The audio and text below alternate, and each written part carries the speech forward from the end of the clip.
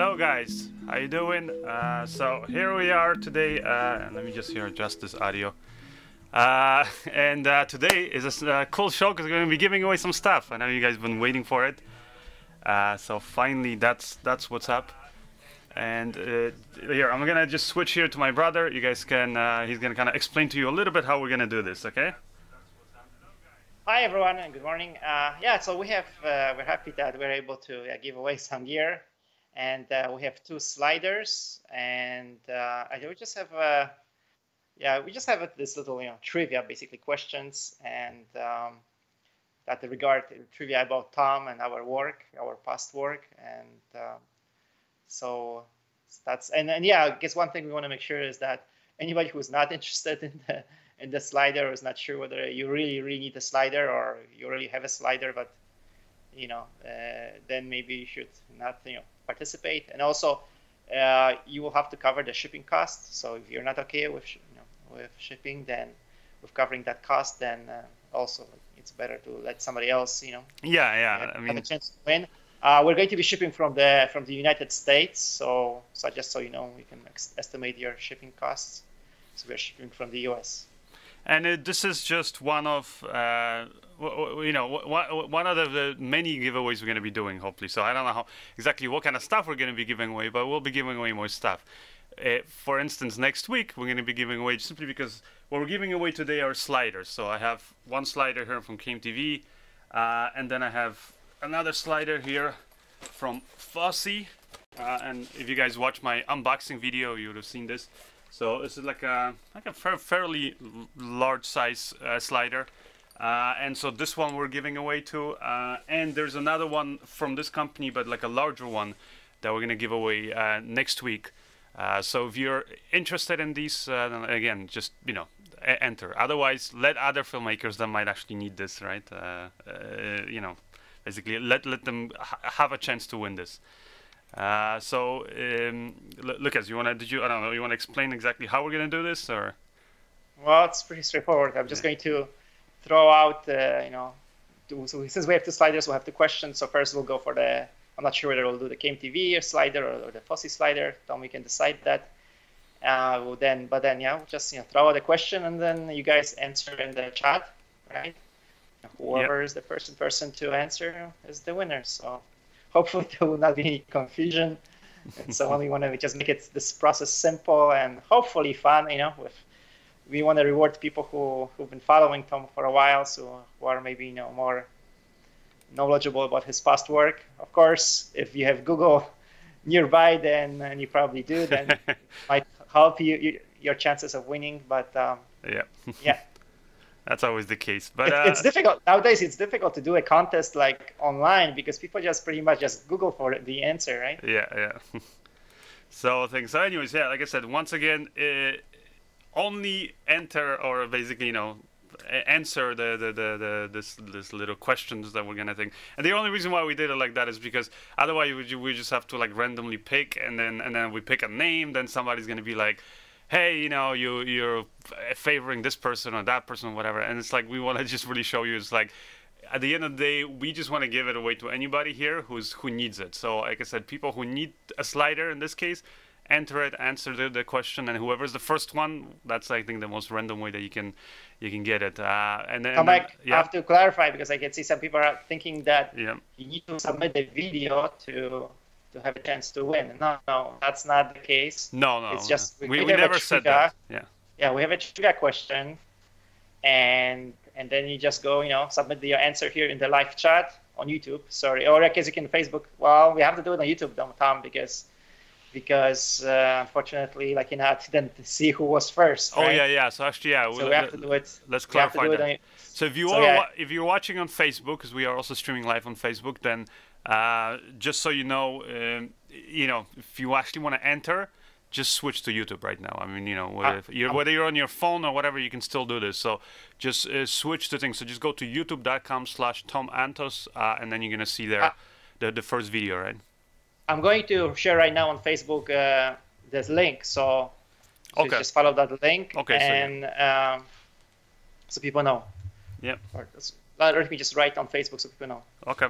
And so yeah, so maybe let me just kind of talk about the sliders that that we're gonna give away. First one is this CameTV one. If you watched my video, like basically my filmmaker's survival kit in the wilderness that I did was like a few weeks ago, you would have seen me using this thing, and actually some of the shots there that I showed in that video were done with this thing. It is basically it's like a slider that's I forgot what they call it now, but it's like a few companies now make these. CameTV, I don't know if they make it or they just slap their logo on this, and they're one of the distributors, but there's a few companies that are doing this style of slider, and it's man, I forgot the name of it. Like what's the name of this kind of a slider? But anyways, this is supposed to replicate you know, a slider of basically it gives you a travel distance of twice what you see here, so about this much. I don't know how much that is. It's like 3 feet almost. So that's the kind of distance that it gives you, because as you're moving it around, it kind of goes from one end to the other, right? And then, here, how does it go? And you're gonna go to this side. So that's the thing about the slider. You can attach your camera directly here to the top, or you can attach. I attached a little ball head to use it, and I don't think it's gonna take much weight. I used it with the Sony A6500 and the GH5. Also, I used it. I was okay with that, but I guess the reason why I'm giving it as away is. I tested it out, and there's some good and bad things about it. I'm not sure. Yeah, basically, it's a slider that I think is going to come in handy to some people, but at the same time, it's not something that definitely that I need, because what I was looking for is something that's small, compact, but that can still take a lot of weight. And this thing, I would not recommend for a big heavy camera. So if that's the kind of camera that you have and you're planning to use it for, then don't enter this contest for this one. But if you're using a small DSLR, there's a DSLM kind of type of camera, it's like a small setup, right? Not without any huge big lenses. Then this thing can be handy. Now, overall, what I think about it, it's cool that it does fold and it's so small, because it gives you, like I said, 3 times this distance, or more actually. So that's the cool thing about it. What I don't like about it is that it's actually not as light as I thought. Like when I got this first, I thought, oh, this is going to be super light and small, so I thought this would be great for me to take when I'm basically traveling with my big camera, because that stuff is already heavy. And that's the reason why I was thinking of getting this, but like I said, unfortunately, it will not take the weight of a big camera. I think the problem is mainly with this, like this little, basically this base is not wide enough, so when you attach this to your tripod, you know, and you put a big heavy camera on this, this whole thing starts basically leaning. So you'll notice that as you go with the slider to one side, it starts leaning a little bit, and then so if you're shooting something where you're critical, like where you see the horizon, you're gonna see it go a little bit off, and then back to the other side. Oh, another thing I don't like about it is that it's smooth when you go throughout from one range to the other, but when you reach the end, if you want to go to the basically start moving again, it's like it has this weird thing where it's like at the beginning it's hard to get it moving, and then it starts going smooth. So just the beginnings, basically, I always find are a little bit not as smooth, basically. Now, you know, to get around that, what I just when I was shooting, like again, if you guys watch my survival wilderness filmmaker survival kit, and where I use this, you're gonna see that I was able to get smooth shots, but I basically didn't extend it all the way to the end. So that's one thing that I did. But otherwise, I mean, yeah, I guess it has some good things about it, it has some bad things about it. I mean, it's like, I guess, any slider. But if you guys are interested in this one, this will be the first one we'll give away. And then the next one is, like I said, this Foci one, which I've used this just to do some tests. I haven't really like here around the house. And my brother actually has the smaller one, because it's we got 3 different ones of these ones. And the cool thing about it is they're super light, like very, very light. They come actually with a nice padded case. And it's, you know, carbon fiber, so that's a good thing. You can put, you know, obviously you have to put your tripod head up here.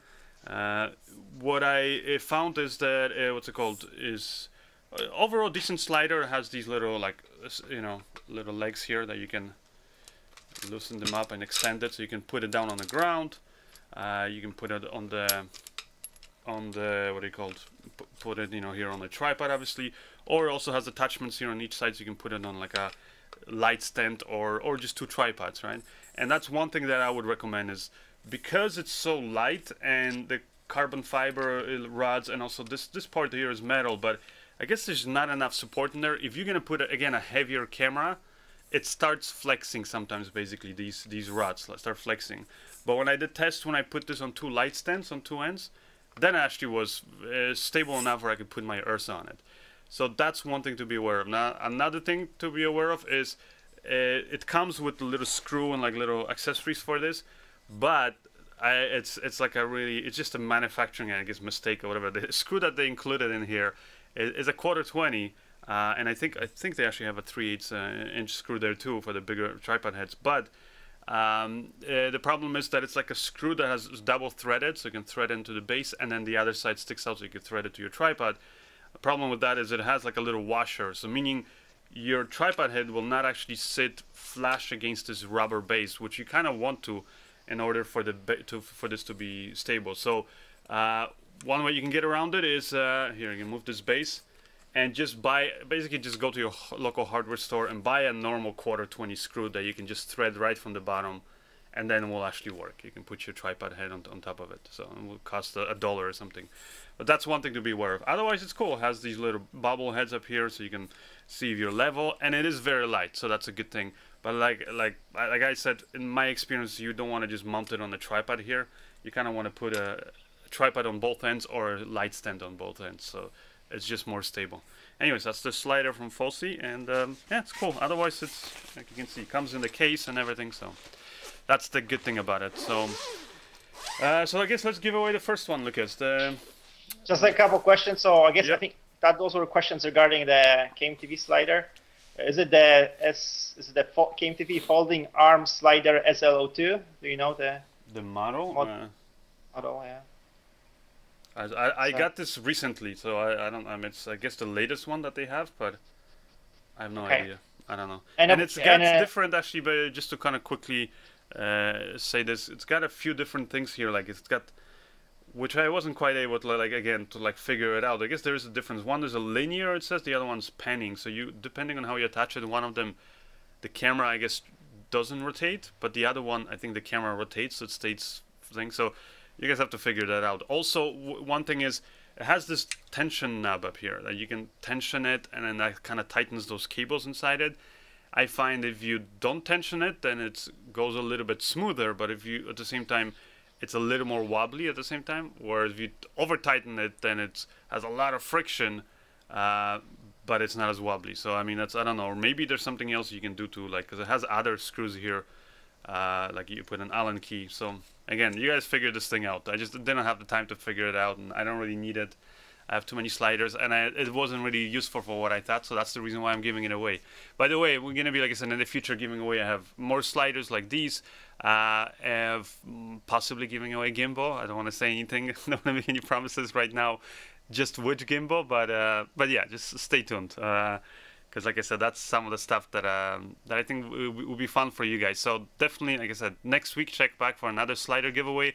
After that, we're gonna keep you updated and see, let you know basically when we are giving away what. And if you want to be updated and know, best thing is to follow me on Facebook or Twitter, because I like about this giveaway, I announced it on my Facebook page and on Twitter last night. So I don't want to give it too much of a heads, but like usually like a day before I'll announce it so people know.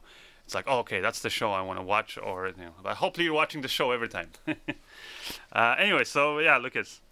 A few more questions here. So these sliders will support the Panasonic G7, right? Yeah, they'll support like a smaller camera. Another question. DSLR of that weigh 1.5 kilograms. I don't know how many that's about. What is it? 3-4 pounds. Would that work? Yeah, I guess 3-4 pounds. Yeah, that size camera and lens. Yeah. Okay. Okay, and I think. Yeah, there was a question from Liam Boyle. Does it roll, the slider? I guess, I don't know. I'm not sure. Like, if you mean, like, does it roll as in, like I was saying, it kind of leans, right, to one side. So if that's what you're asking, then, like I said, both of the sliders, like I said, the bigger one, if you put it on 2 stands, then it's perfect, right? And that's kind of where usually you want to do that with most of these sliders. This one, unfortunately, you can't put it on both ends because it's the one that can expand. So you can only put it on this. And like I said, when I used it with the Sony A6300, 6500, geez man, too many Sony cameras now.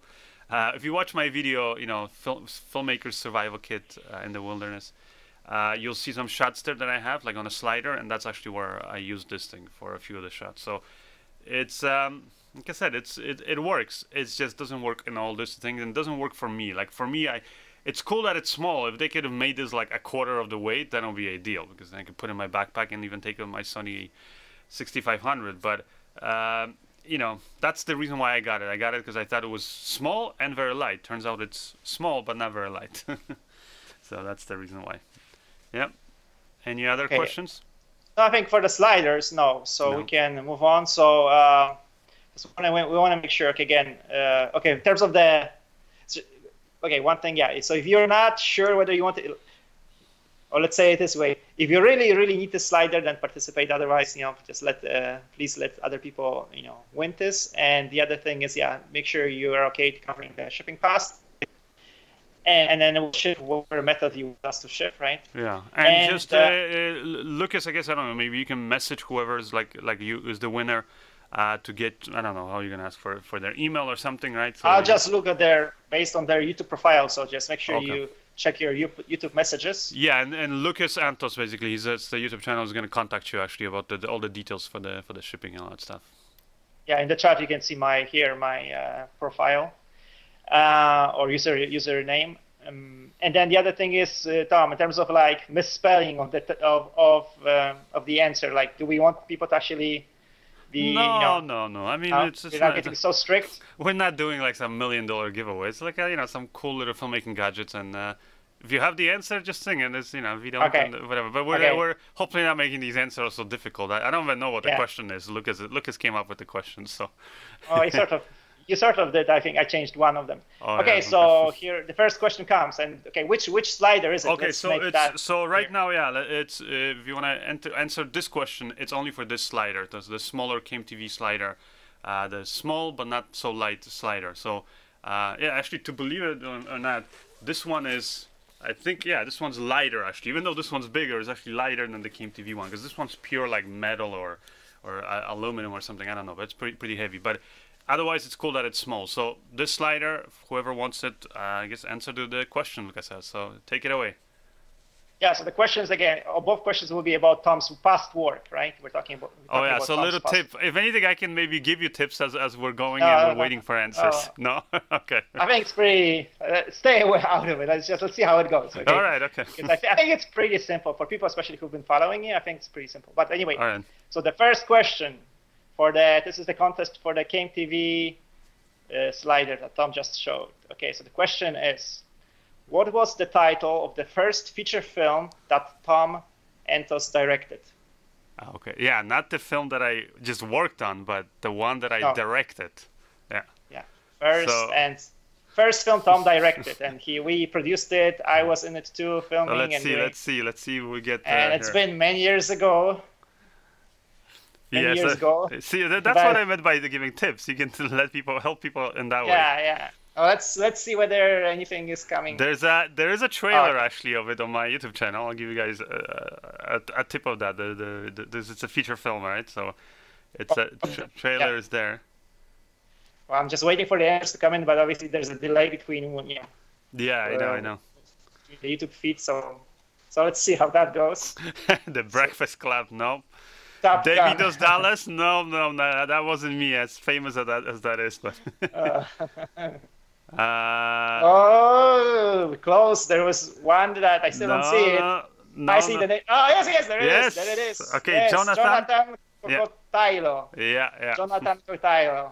Congrats, Jonathan. Yeah, I see a lot of people said The Assistants, and that was the first short film that I directed, but Under Black Skies was the first feature film. So was it Jonathan? You know, right, Lucas? Yeah.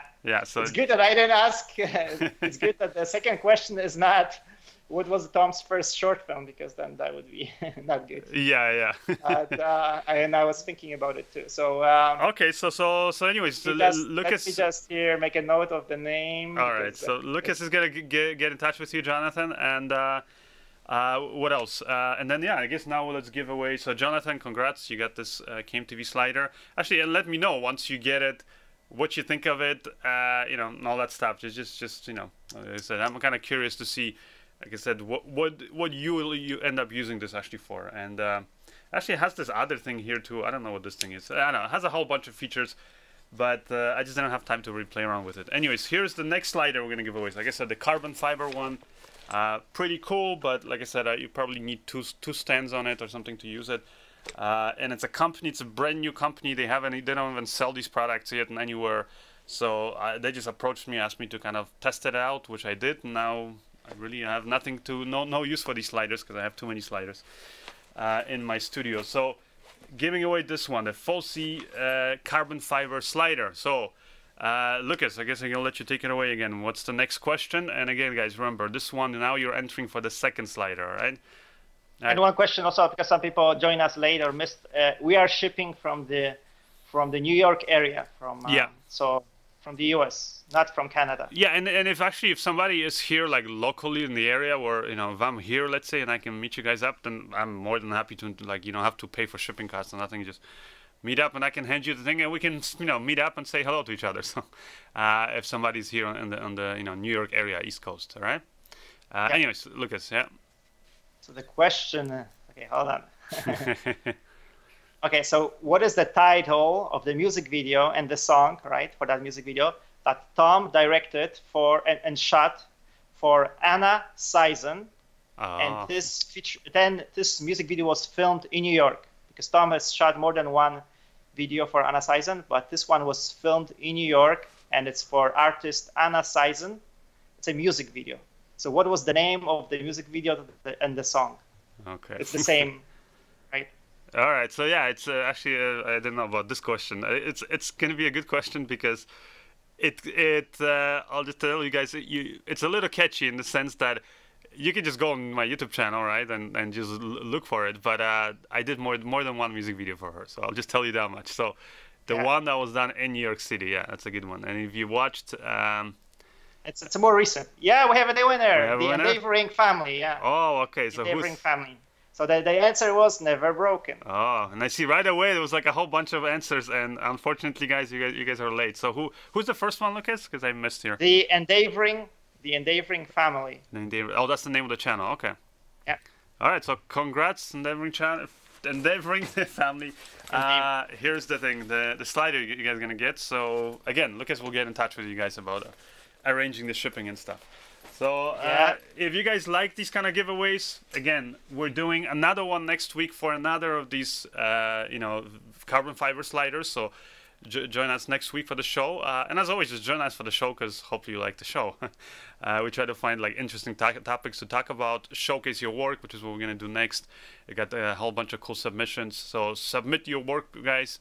And maybe, and also let us know what you think about the giveaway, whether we should make it simpler than what it was, or maybe even more complicated, or just keep it the way it is. You know, like I said, we can, you know, well, I don't really want to do like a contest because then that's very subjective, meaning me or Lucas will have to judge it. And again, we're going to be accused of, you know, that we're picking favorites. Whereas this way, it's like whoever answers first, I think is the best way to do it, right, Lucas? So maybe we should do, I don't know, I was wondering whether we should do something about like just overall like film trivia, you know, like other people's work, but then I feel like people are just going to be Googling for the answer and that's it. And hopefully, you know, the winners today, part of the reason why they were the winners is because they've been following Tom, right? And yeah, it wasn't just them, you know, typing super fast and Googling super fast. Yeah. All right, so I think we can move on to the video submissions, right? Yeah, and I see here some people are saying, I guess it seems like some people are in a good mood in the general thing. Chris says, thank you for the giveaway opportunities, and other people saying, you know, thanks. So I'm happy you guys enjoyed this. So yeah, so now let's get into the submissions. So what are the first submission, Lucas? Maybe you can kind of give us a little background story here. Okay, I just wanted to say quickly about the future here. We've got a future contest. A good suggestion here saying from Tornado PL, it's better to type the questions in the chat, so this way everybody, you know, there's no delay between when people see when we post the question, when we pose the question and when people see the question. So I guess, yeah, in the future I'll do that. All right, so the first submission is from Ihmic Mikael, and what is the title of this? Sorry, the title is it's a trailer. It's a trailer for the movie Trailhead, and here on Vimeo it says it's from Mike Raktin. So 2 different names here, but I think I'm speaking about the same person, and the person is is the director of photography, editor, colorist, and sound of this project. So he did a lot of work on this. As is often the case when doing indie projects. And so it's a hold on, it's a feature film, you said, or? Yeah, it sounds like it's a trailer of my first film shot on the A5100 and Phantom Pro 3. Oh, it's a short film. It's a short film called Trailhead, shot in the Mojave Desert in California. Wow, that must have been hard to film. Yeah, it depends what hours too and what season, right? But yeah. In the middle of the summer, it's not advisable to do it there. Yeah. And then he's asking for input on color grading, editing, story structure. Well, based on the trailer, I don't think we can talk about the story structure. He's asking story structure of the trailer. Oh, okay. But I mean, I'm not sure whether you need to really convey a story. Well, the stories. I guess you want to show just enough to get people excited enough to want to see the actual film. So, right. Yeah. So anyway, all right. So you want to roll? Yep. So let's play this. So all right, here it is. Yeah, let you guys just watch it first.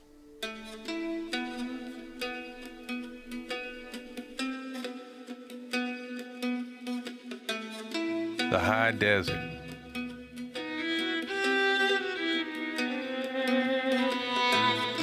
It's where wanderers go to survive, lies to die.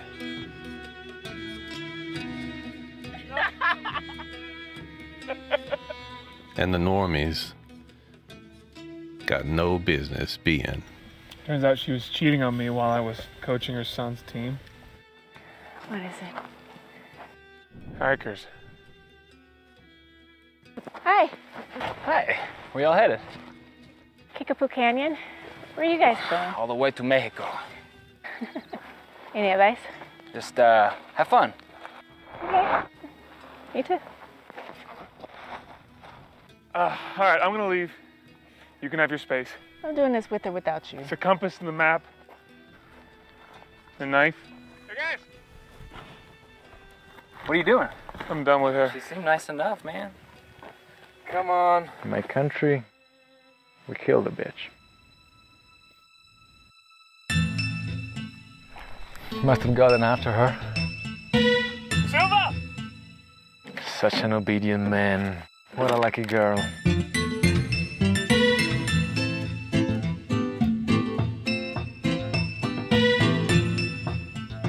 Just not sure which one is the bitch.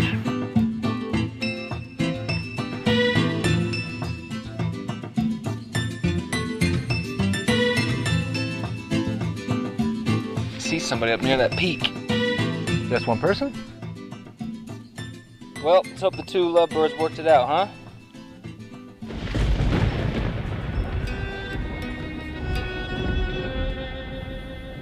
So there you guys have it. There's a trailer, and then this dramatic here shot at the end. So, what do you think, Lucas? When it comes to this thing, this trailer.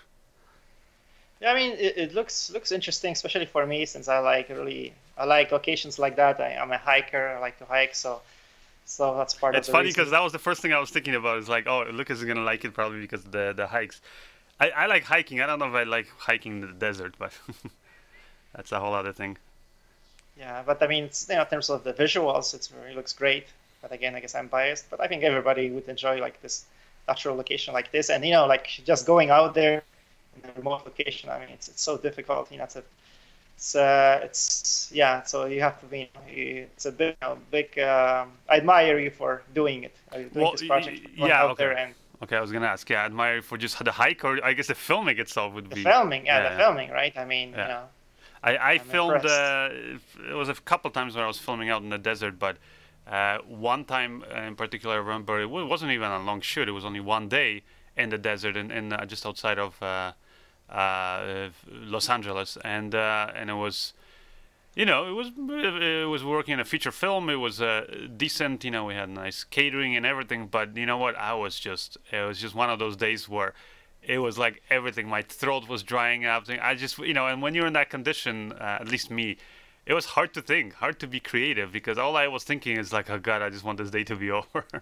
So it's, you know, so I cannot imagine filming a whole movie there, like in that kind of environment. I guess I do better, and I don't mind heat, but this kind of humid heat. So like in Ecuador where it's very humid and stuff, I like that. But yeah, in a desert, especially there, Mojave Desert, I don't know, would be a thing. Now, as far as the trailer, I think it was very cool. The audio was like, just from technical side, it was well done. The, you know, the audio, the visuals and all that stuff, the editing.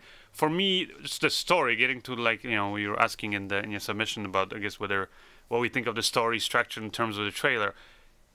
I think I got it, but I wasn't 100% sure. So that's the only thing, is like, I wasn't sure whether the girl in the video there, that's the guy's wife that cheated with, you know, basically with his, I guess their kid's soccer coach, or it was somebody else. And then also, like, just that moment where he says, okay, you know, you can go on, here's a knife and all that stuff, other stuff, and he leaves there and he joins the other pack of guys.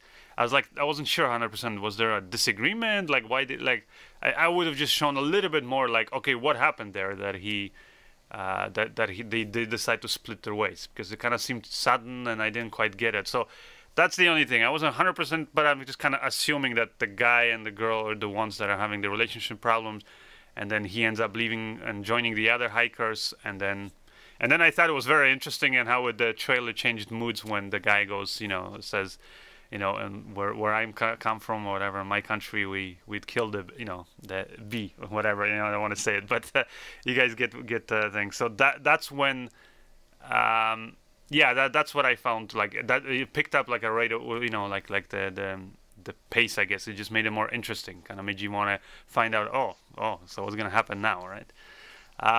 So yeah, so the overall I think it was interesting, but I just found that little part a little confusing. I know, Lucas, you feel the same way? Sorry, did you address the color correction? Color correction, I thought it was okay. I mean, maybe it could be more stylized, but then again, depends what kind of look you want. I guess for me, I think, you know, if you're gonna try to show it like that, this is kind of real and showing there's nice locations, then you sometimes don't want to over stylize it. So I think the color correction was there. I don't think it was too strong. So I think it was pretty good. Yeah, I mean, you know, you can always sit there and tinker and stuff like that, but I was pretty happy with the color grading. So like I said, from technical point of view, it was pretty good. Okay, I see a lot of good input about the sound and color grading from in the live chat. I so wish that, you know, YouTube basically save these comments, so then the makers of these videos can actually see them afterwards, because they're going to disappear. So if Micah is not here with us, you know, in the live chat, and he's not going to hear any of it, and it's so valuable to get, you know, responses from so many different people, right? Yeah. A whole mix of, you know, people will notice different things. So really, guys and girls in the live chat, you know, we appreciate your feedback, and I just wish YouTube implements this, you know, this and saves in the future the comments. And there's actually a lot of also interesting questions for Micah, I guess, about the making of the film. So yeah. So yeah. So if any of you feel like it, you know, you can save your comments, and then in the live chat and then just repost them and in the video afterwards. I know it's a hassle, but right now that's what YouTube makes us jump through these extra steps. Okay, so you want to go to the next video? Yep. So that's my personal favorite. It's from Lesiuk, and it's called La Vida Baja, and yeah, fun video. You want to go? Is there any info he provided about the thing? Before, should we? I think let's just roll with it. And then, yeah. Okay. All right. So let me jump here. So here's La Vida Baja, guys.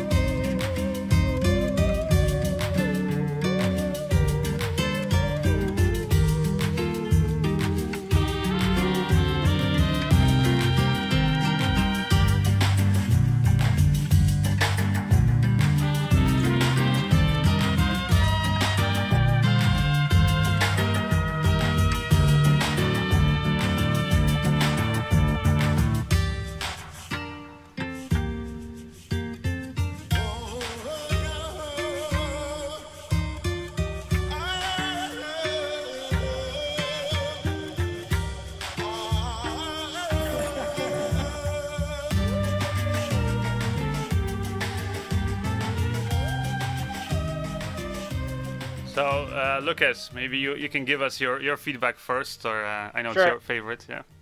Yeah. Just wanted to talk about a little bit about the filmmaker. So again, this is from Lesiuk, and he's an actor from Toronto, actually. Oh, okay. And he started doing his own videos about a year ago. He started with the GH4, and I think that's how he learned, Tom, about you, started to follow you because of your GH4 review. Mm-hmm. And so he went, and so this video was shot in Mexico, and it was also shot on the GH4. And I'm just like overall very impressed with the cinematography and the editing, and just found it to be a fun video. Now, one thing I guess we talked about, you were mentioning, Tom, that it's kind of difficult to make those videos. It's kind of difficult to make them, to sustain the interest of the audience for 3-4 minutes when there's no story, right? Yeah, I'll tell you though, I watched this actually, like last minute before the show started because I didn't have time actually to watch all of the submissions last night, and I gotta say that watching it now, it kind of changed my opinion. What I mean by that is that when I was watching it, this morning I was like, having breakfast, getting all these things ready, and then I was kind of a little bit distracted, I would say, and I didn't notice some of the really cool stuff that was done in it. And now, having actually watched it like properly, just calm, sitting down, and that's why, because I was thinking, I'm like, oh, I'm not sure we'll get through the whole thing. Maybe I'll cut it, just for the sake of time. But I actually was interested. I was more interested to watch it now. I still think maybe it could have been a bit shorter, but you know what? I'm guessing this is like, I don't know, is it supposed to be actually like a paid commercial for Corona, or was it just purely like a passion project? No, I just Teras was hanging out with his friends, and I guess you cannot go, you're not doing bad taking up a Corona, and just and so I think that's what it was at hand, because it was for a moment when I watching, I also was wondering, but then I saw that they have those Ekis, beer, and I think that's whatever they had on hand. This is okay. Which in a way is an endorsement in itself, because that's what they were actually drinking, right? Yeah. I mean, I guess I didn't notice the other beer, but the shot towards the end where you see the Corona with the sun, it was really beautiful, and I was almost thinking, oh, maybe it's like a really clever ad for Corona. I'll tell you that great job. I mean, like the way the song that you picked I think fits the mood. And I'm guessing then now, having known that this was just literally you hanging out, I guess, with your friends, and it really captures, I guess, like the title says, the life in, I guess, I'm guessing Baja, New Mexico, right? Or Baja, Mexico. So you really captured it.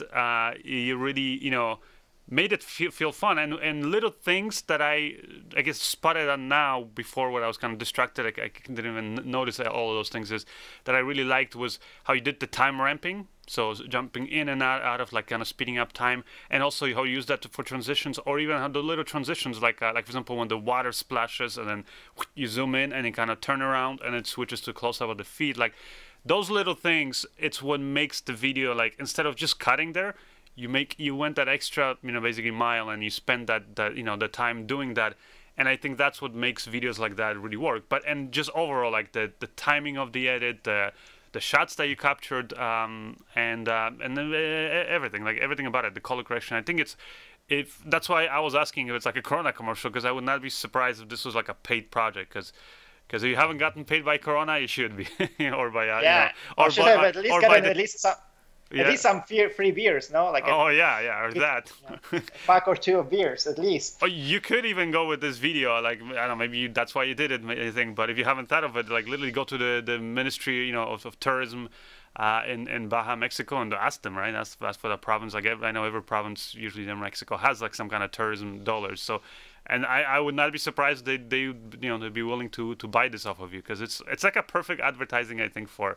It made me almost want to like be like, hey, that might be my next vacation spot. I want to check this place out, because my image of Baja, Mexico is always it's desert, dry, barren. There's nothing there, and it made it seem interesting. So, great overall really impressive.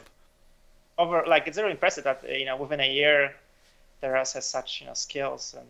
Right. Yeah. That's another thing. So sorry, maybe I missed it. Did he say what camera he shot it on and that kind of stuff? The GH4. Yeah, he's GH4. Okay. Yeah, it's great. I mean, and that shows you guys too how that's the reason why I still have my GH4 and I use it, because you know, it's who cares if the camera is older? If it does what you need it to do, then that's great. So that's the camera that I use, and I know some people were asking me, especially after like yesterday when we released it, that 4K camera shootout of 2017, and there was a lot of discussions and this and that, and people are like, oh, you're just hating on the Sony, for example, and then, you know, the GH5, in case you haven't watched the GH5 won in that shootout, but there's other cameras you can compare it, and you can see the kind of scoring system, and it's actually not true. Like, literally, when I was shooting that video, I just shot all these tests. My brother can vouch for it. We were shooting all these tests, and I didn't know which camera was going to be better. Like I said, pick these cameras because they were most talked about, most best-selling cameras. So pick these, and I had two of the cameras. The other one that I didn't have was the GH5, so we got it.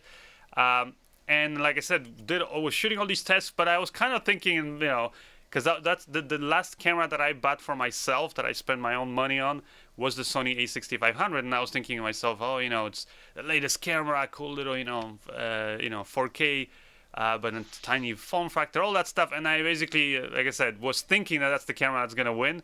And to my surprise, I was like going through all these tests, and at the end, I added up the scores, and I'm like, oh wow, it didn't win. The GH5 won.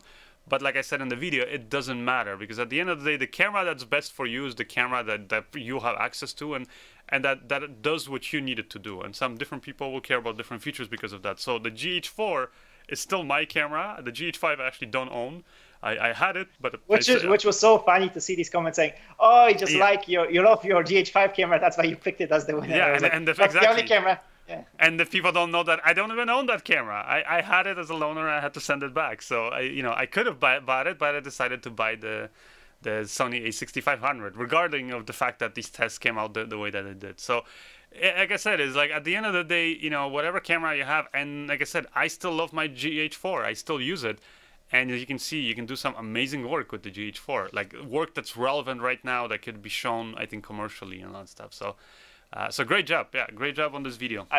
Like, hopefully people who follow us for a while, like they get that, you know, nobody should take these videos comparing these cameras like too seriously in terms of, yeah, hopefully you're getting something out of it, and if you really want to know, like, get to know the camera, then, you know, Tom has these videos where they just focuses on one camera, right? And then you can, you know, get a lot of info. Yeah. But obviously the other good way of learning really whether a camera is good for you is whenever you have a chance to actually try it out. So sometimes renting might be good, right? But overall, you know how you can also watch this, like, and because I'm going to be doing more of these camera comparisons, kind of shootouts, and maybe I should have said that in the video I released yesterday. The scoring system is very basic, and it's just sort of to kind of give you more or less like kind of a, you know, like you see a layout and like, okay, this camera is better in this category and that. But even within each, first of all, certain categories will not matter to certain people. So I say that at the end of the video is you really just look at the categories that matter to you. But even within each category, I would say when you're watching that video, if you haven't already, watch it with me, but score it on your own. Like when I say this category right now, you do the scores, and at the end see how the score comes out for you, because it might be completely different than mine. Like, for example, like I realized with the size of the camera itself, like the size and the build. For some people, a small camera will be a great thing, because they prefer to have a small camera that's easier to transport. You don't need as big, for example, gimbal for it, things like that. And that looks actually very, inconspicuous. It doesn't look like it's a big professional camera, because then you can go into locations and you can shoot somewhere in a national state park or places where normally you need permits, and you can just film with it because it just looks like a little point and shoot, home video or whatever, photo camera. So that's the great thing about that. But I know for some people, having a big camera, even though it might be heavier and kind of more, it requires bigger support systems.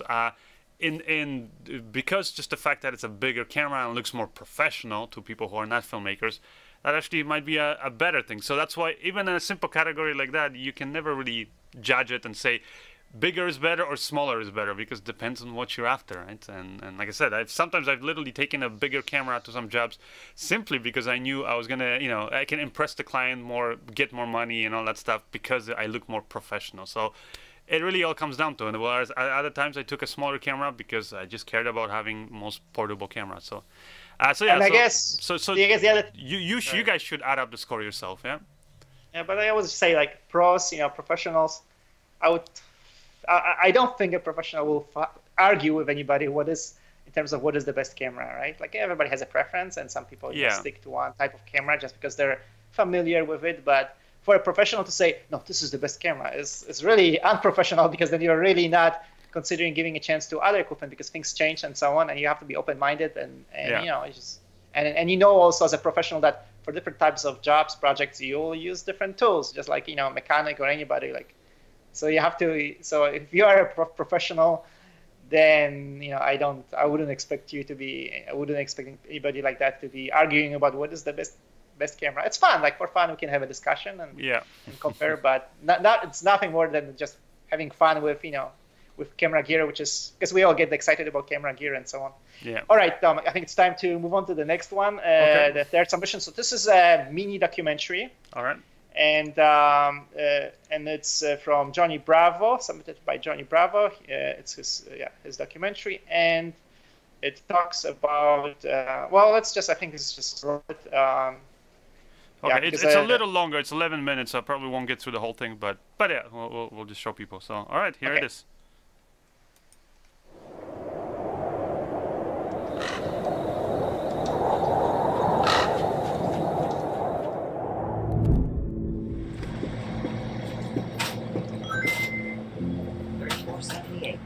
And I have 4 learning problems.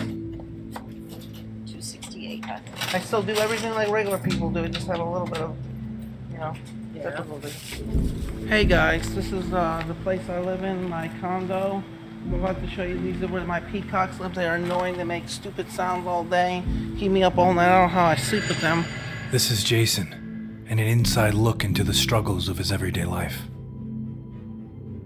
I'm going to show you my car if you want to see it.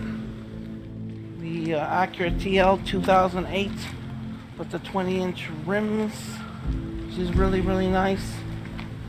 Jason was born with 4 disabilities that affect his day-to-day life. 20-inch rims, 2008 Acura TL.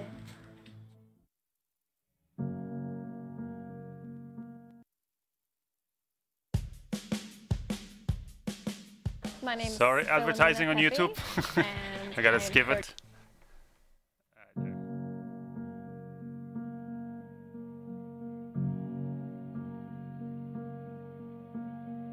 I was born with slight, you can't even see that. I don't even think it's like 1% of autism. I got ADD, I got HAD, I got OCD, dyslexia, Tourette's. Those are all disorders where you have trouble, you know, hyperness, and the OCD is like obsessive compulsive disorder.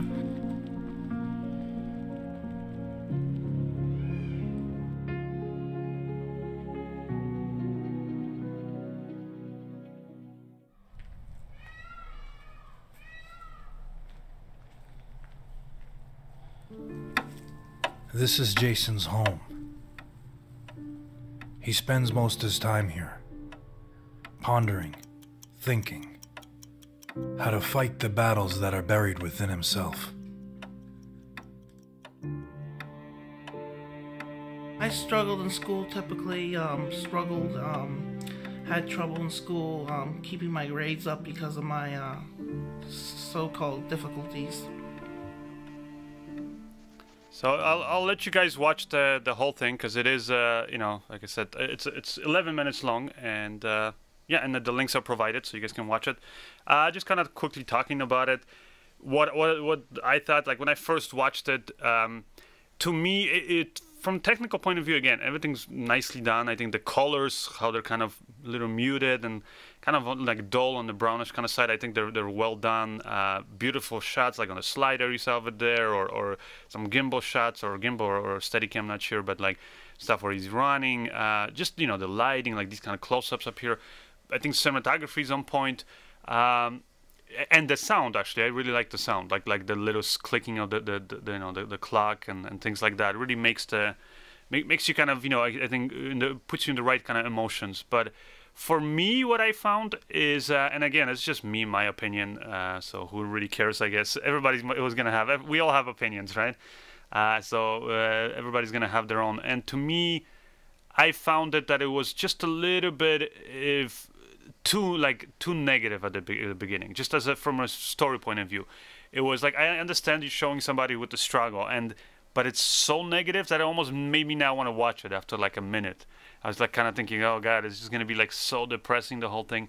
And I'll just tell you guys, it's not. It actually is not depressing the whole way through. I would recommend you watch the thing, and it kind of picks up towards the end. It is an interesting little ending. So again, if you guys have time, watch it. It's worth, I think, worth watch. But it's just, that was just my, I guess, my biggest really input for this. Lucas, I don't know, you have something else you want to say? Well, yeah, I'm thinking about what I should say without giving away, the whole, and it's because I would want people to give a chance to this, and actually watch the whole video.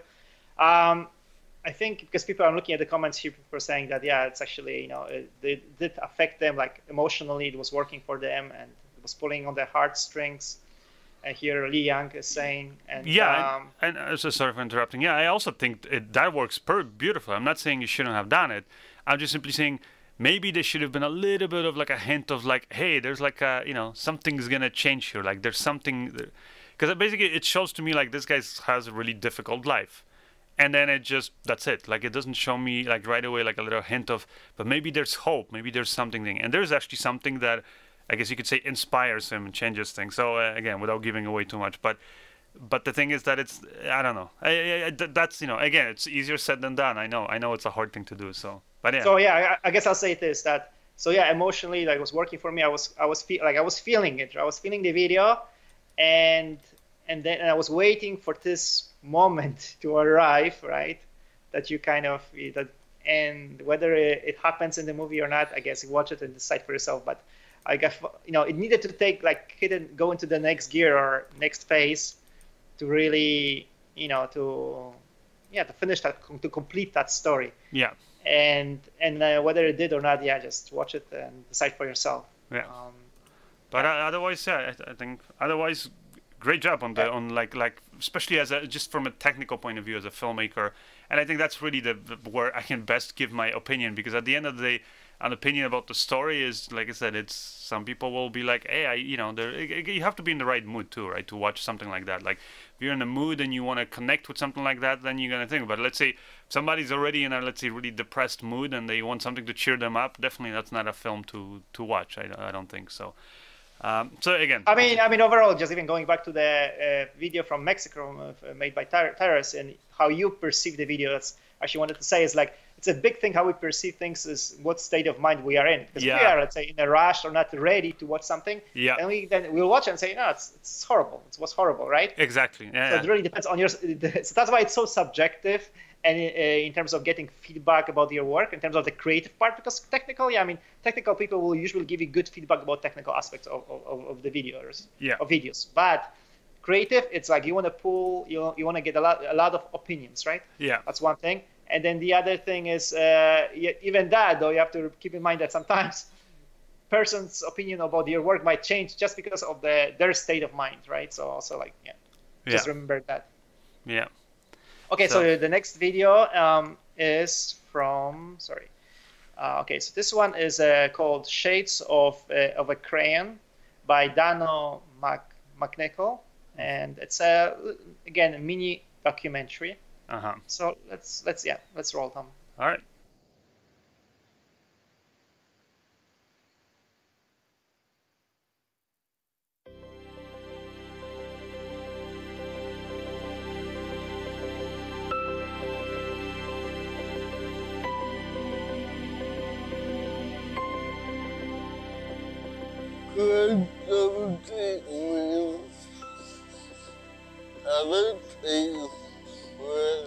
Because everything has to come from somewhere.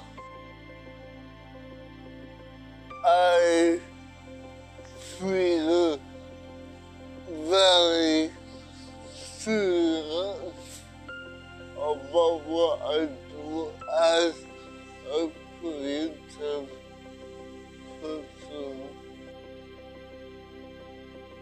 Art, more now than ever, is accessible to everyone, everywhere, all the time. what I love to point out is this. Without art as modern civilization would not exist, because since we are living in a cave in France or Africa or wherever, they will keep artists have played an important part. Artists drew on the walls to tell you when to go to find food, how to hunt, how many people to take on the hunt, what So animals. maybe, you know, again, it's I don't think we have time to show the whole thing, but you want to share your Yeah, I just wanted to give some background information about this project. So it's Okay. it's basically part one piece in a series of short documentaries. It's that feature creative individuals from Trinidad and Tobago. Oh, okay. And the filmmaker would like to Who get was it this one- submitted by? You said sorry. The name is Dhano, Nicol, Okay. Nicol, or yeah. And he's asking for an overall feedback on the production, and he shot it with the GH4 with Olympus lenses, so he's using f2.8 and f1.8 lenses, so fast lenses, and he also used the Ninja Assassin. And for me, I found the story interesting, right? So I was like, just different type of a story, I guess. Normally, maybe I don't search out these stories. So I did find it interesting. Visually, there were some cool shots, some, just I guess, run-of-the-mill kind of shots. But it's got something. The video has something. It's, yeah. Yeah, I mean, I'll tell you, for me, even though it's not as visually like rich as the previous one we watched, but it kind of deals, again, with a person with disabilities. I just found, I guess, the other one had more different locations, more setting, whereas this one seems like, it was all shot basically in the guy's house. I still found it, I guess maybe it was I was watching, because I was trying to think why it seems a little bit like, it made me, again, for me, like I was looking for something more positive. And I think now when I watched it, it's the music. I think that right at the beginning, it's kind of this mysterious music, but it makes you a little bit like, oh, it's not like a completely just sad, depressing story. There's something more to it. And that's what I guess maybe was that's what kind of hit home with me. Again, some people might not be in the mood for that, so then they might not be interested in it. But I think that, and then also just the artwork. Right away you're seeing this artwork, and it's not really confirmed 100% whether it's him doing the artwork or not. But that's the thing that I would say is, that to me, it was, it just made it more interesting because of that, right? So, yeah, so I would say that's the cool thing about this film. So definitely I would recommend that you guys, because if anything, just watch it. So maybe here, oh, my brother is calling again. All right, there. So yeah, so anyway, so that's what I thought. So I'm thinking, let's jump to the next submission, right? That we have. Lucas, because I don't really want to rush. How many have we gone through now? I think we have one more, right? We have two more. So let's go through it and okay. let's think. Right. So what's the next one here that we have? It's called 8028. Hey Man by David and Darren Greenman. So it's a music video. Oh, okay. This one I really like, actually. Yeah. Okay, so let's go. I think it's kind of interesting. Yeah. So anyways, here it is. So just switch it up here and enjoy it, guys. Day nights and the room was thick with smoke. And I was watching what seemed like an endless show reel of late night game shows. In the distance I hear the piercing sound of police sirens. Before it all goes silent and my blood pressure heightens.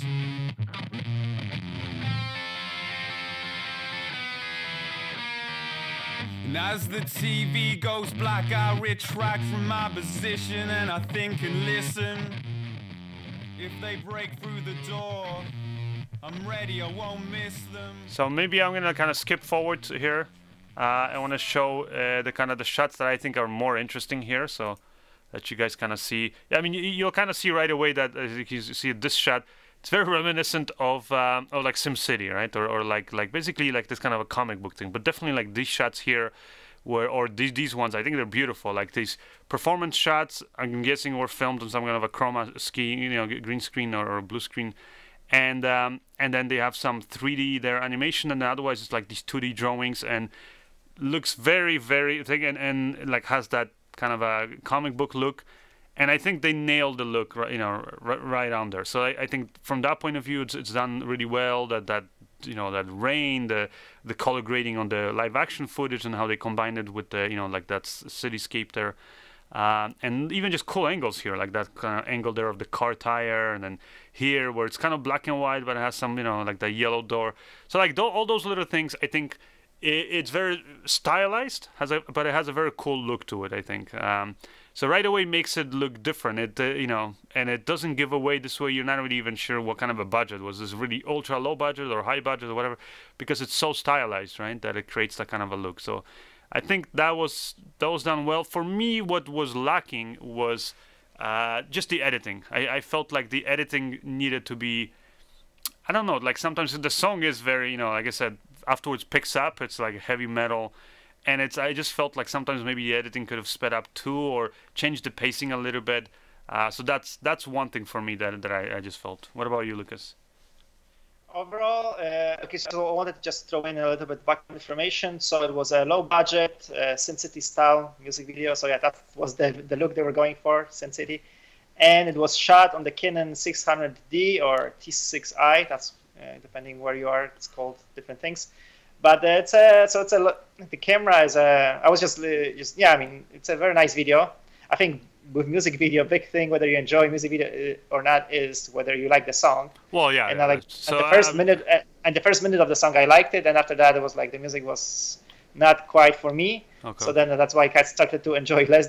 But I mean, yeah, I mean it's a very good. I mean, it doesn't look like a low budget video. That's for sure. It's very creative. To me, interesting.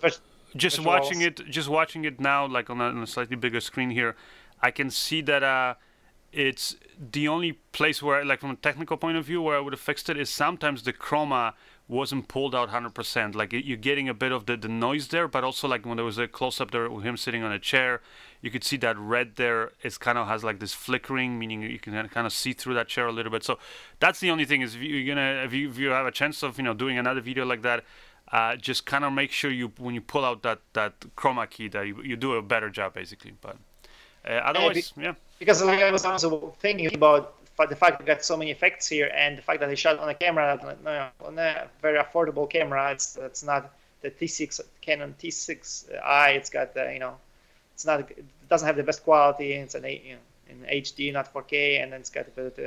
I think the compression on it is not the greatest.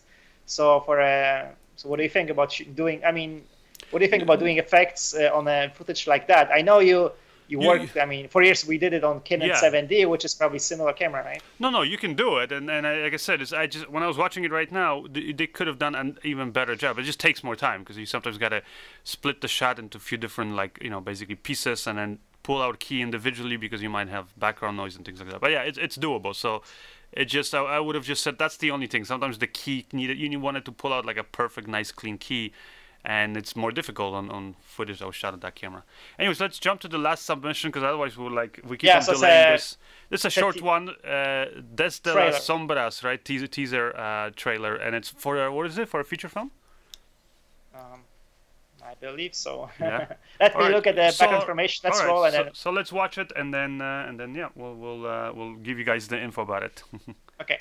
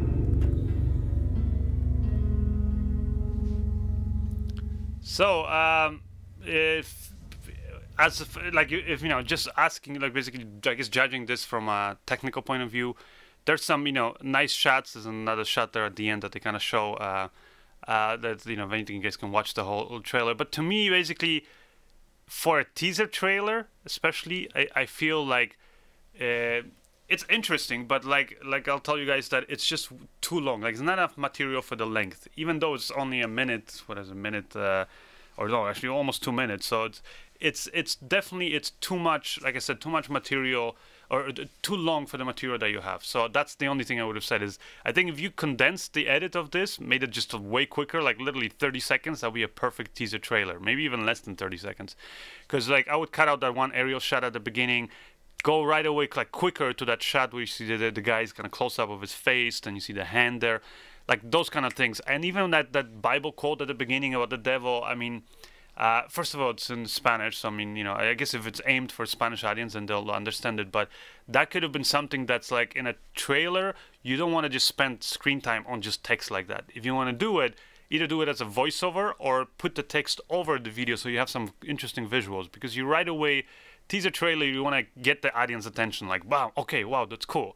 And you want to bombard them and show them quickly because, you know, again, so you're getting their attention so that it makes them want to see the movie. Whereas the trailer itself, like, it had some, you know, overall nice shots and all that stuff, but because there wasn't enough in the story-wise in the trailer, I didn't really get exactly, you know, I was like waiting, and there's all these shots of the forest, the aerial shot that was not necessary, and like all this stuff, and I was just like thinking to myself, okay, what is it about? So that's all I would say, is that watching the trailer, I was kind of thinking to myself, well, if that's how the film is going to be, then that's going to be a slow, boring film.